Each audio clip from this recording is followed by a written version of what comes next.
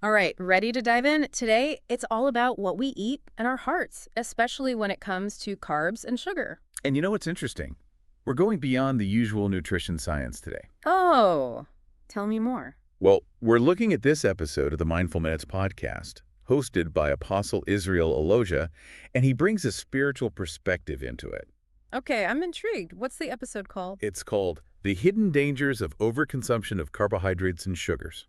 So, not just about cutting them out completely, then. Exactly. It's more nuanced than that. And he actually compares it to, get this, gluttony. Yeah. Like that proverb about putting a knife to your throat if you can't control your appetite. Remember that one? Oh, yeah, I remember. Heavy stuff. Makes you think. It really does. So he talks about this domino effect with sugar. Right, like every unhealthy choice kind of leads to another and another, this whole cascade of consequences in our bodies. Okay, starting with. Well, with refined carbs, it all starts with that blood sugar spike. All right, walk me through it. What happens after that spike? Well, imagine this. You have a donut, right? Yeah. Totally delicious. Yeah. But all that refined sugar, it hits your bloodstream so fast. Meaning what? Your pancreas goes into overdrive, starts pumping out all this insulin to deal with it. To bring the sugar levels down. Exactly. But over time, this can actually lead to insulin resistance. And that's bad because... Because it can be a precursor to type 2 diabetes, which is, a major risk factor for heart disease. Ah, I see. So it's not just about weight gain.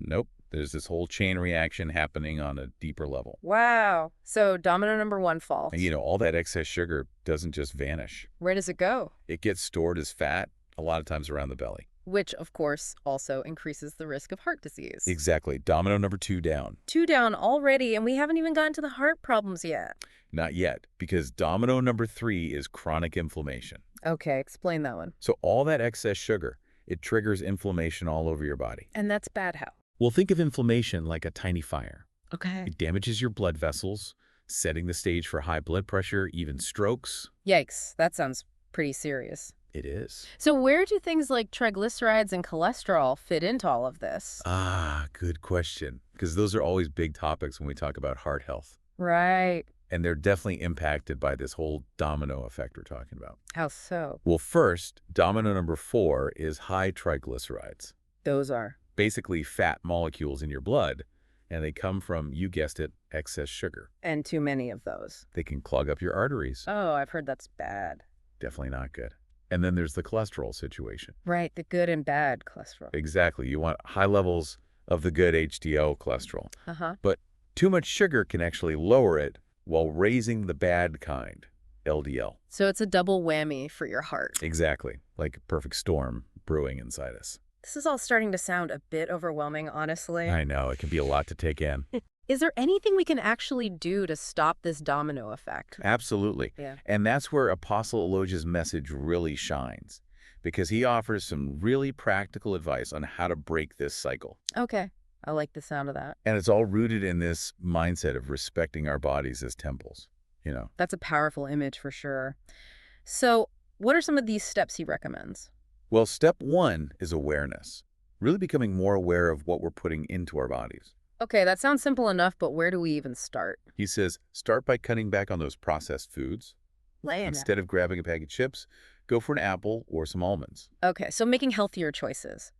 But he also mentioned something about being sugar detectives, right? Yes, it's all about reading labels Labels. and understanding that sugar, it hides under so many different names. Oh, sneaky. Like what? High fructose corn syrup, dextrose, sucrose, they all basically mean sugar. So ditching the processed stuff, becoming label experts. What else is on the menu for a healthier heart? Well, Apostle Aloja really emphasizes getting more healthy fats and proteins into our diet. Ah, you mean things like avocados, nuts, fish, lean meats? You got it. Because they help you feel fuller for longer. Exactly. They can help curb those sugar cravings and give you more sustained energy, which is super helpful when you're trying to make those healthier choices. Makes sense. Anything else we should be adding to our plates? You already know this one, but it's crucial.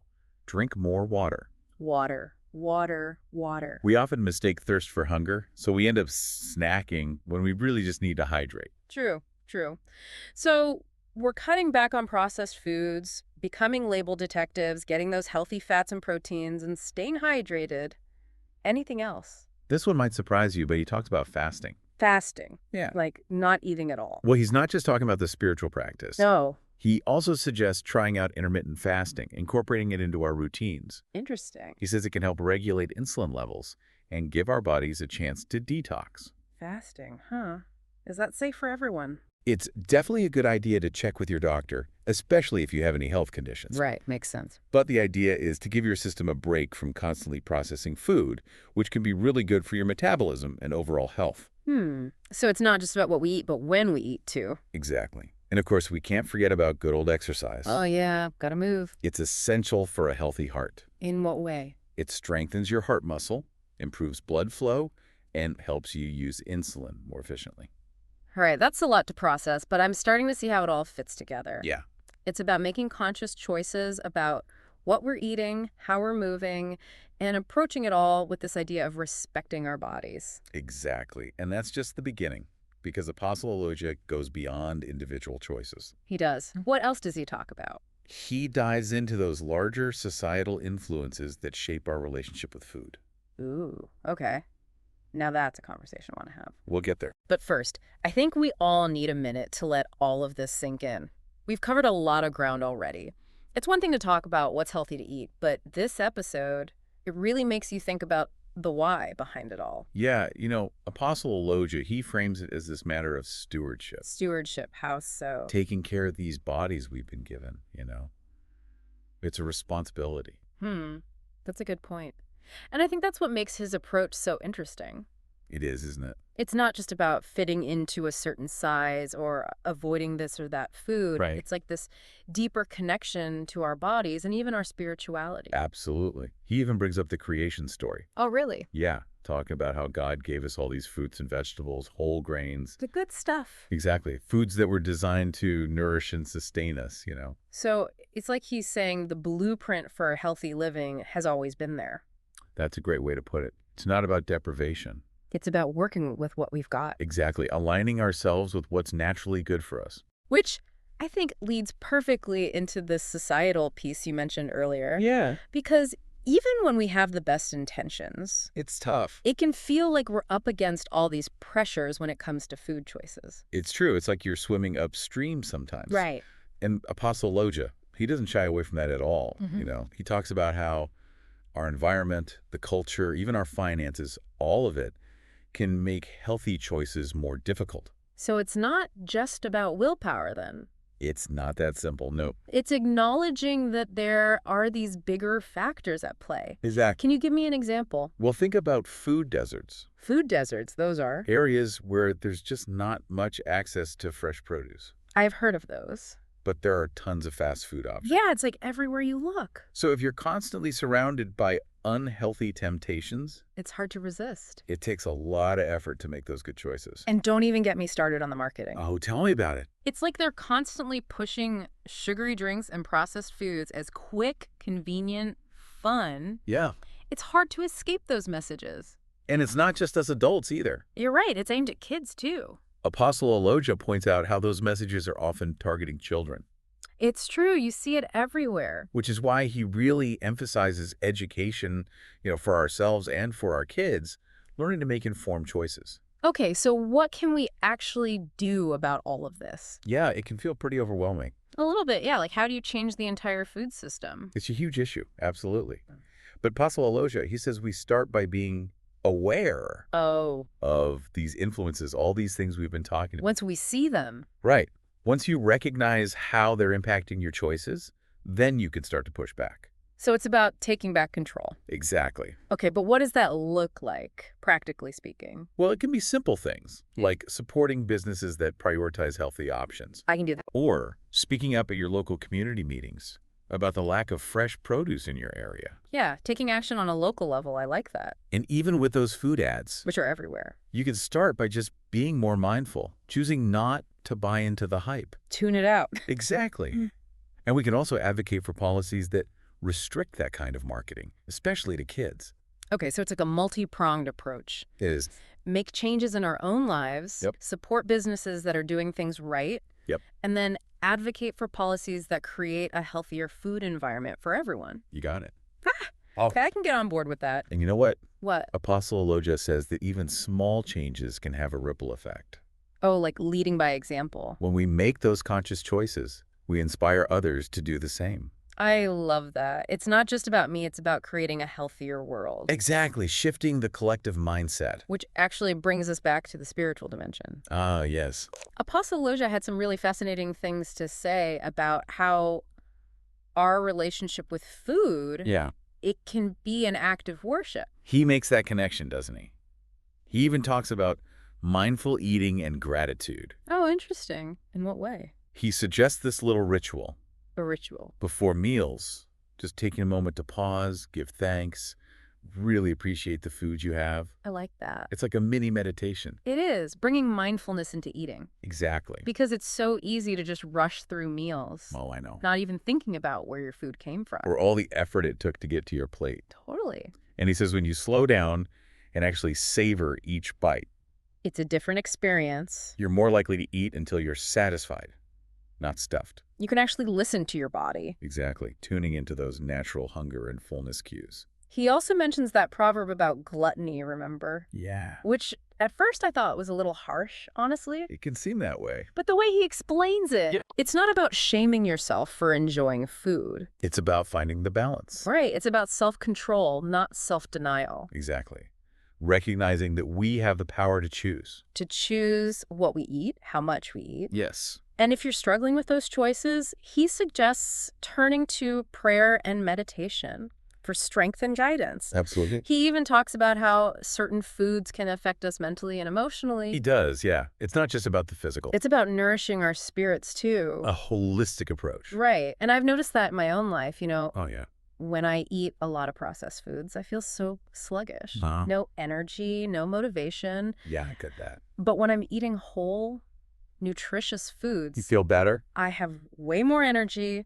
My mind feels clearer. It's amazing how connected it all is. It really is. And I think what Apostle Aloja is getting at is that when our food choices are aligned with our spiritual values, It creates this harmony. exactly, you bring it all together. It's like physical, mental, and spiritual well-being, all connected. A holistic approach to health, that's the key. And it's not about being perfect, right? Definitely not, no. He even says that we all have our weaknesses, we're all going to slip up. We're human. Exactly.